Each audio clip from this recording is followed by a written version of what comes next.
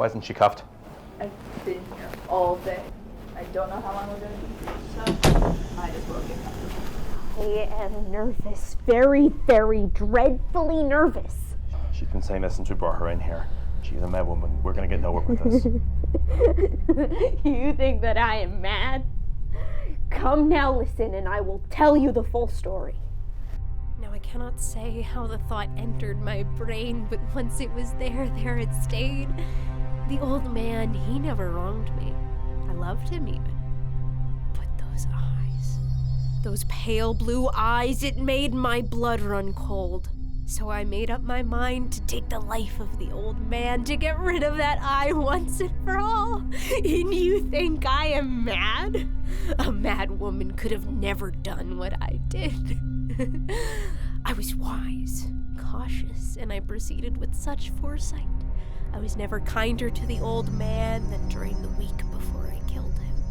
But every night, at midnight, I turned the latch of his room door and thrust in my head. You would have laughed if you'd seen how cunningly I thrusted it.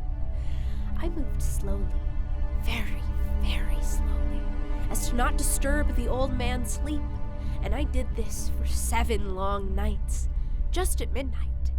But I found that eye was always closed, and so I could not do the work, because it was not the man I hated, but his evil eye. On the 8th night, I was more than cautious. I opened the door little by little. The old man dared not dream of my secret thoughts. I chuckled at the idea, and he must have heard me. He moved suddenly, as if startled. I drew back, and I stood there still, for his room was as black as pitch, and I knew that he could not see me. And when I got close, it was open. That wretched vulture eye, open, wide open. I grew furious. That is when it happened. I heard it. The beating of the man's heart. The beating gave my soul courage. The beating grew louder and quicker every minute. The old man's terror must have been extreme. At that dead hour of night, among the silence in this house, a new anxiety seized me. A neighbor would hear. The old man's hour had come. He screamed, only once, but it was muffled by the pillow. The heartbeat slowed and grew softer. Yet it went on for minutes after the deed was done. The old man was dead, stone dead. I placed my hand upon his chest. There was no pulse. He was stone dead. That eye shall bother me no more.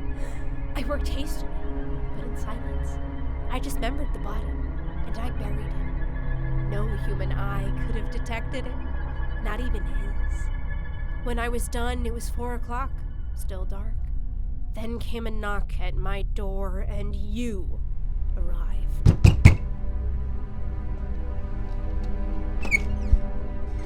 Morning, I'm Special Agent Montague.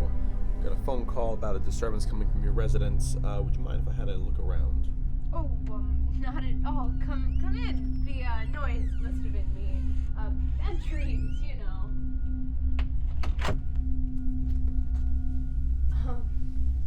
The old man, he's away for the weekend. Went to the countryside. You must be tired. Please, have a seat. Do you often have bad dreams? Not so often, but once in a while. How long has the old man been gone? He's been gone since yesterday. Won't be back again until tomorrow. Okay. Alright, everything else checks out here. I'm gonna get going. Thank you for your cooperation. What's wrong? Do you hear it? It's beating. He taunts me. Can't you hear it? His heart, it still beats. His heart, it taunts me. It still beats. It's making me nervous. Very, very dreadfully nervous. That wretched soul.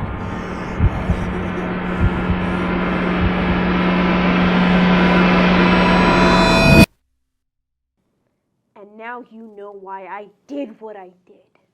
You're sick. Get her out of here.